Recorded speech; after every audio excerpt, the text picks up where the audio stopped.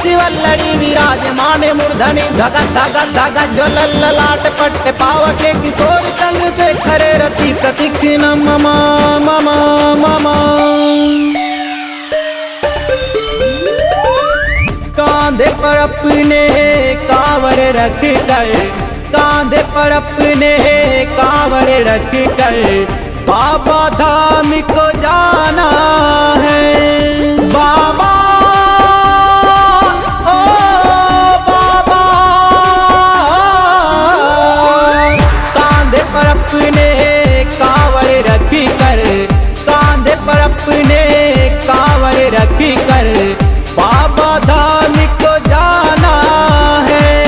सभी का सहारा भोले बाबा हम सब ने ये माना है।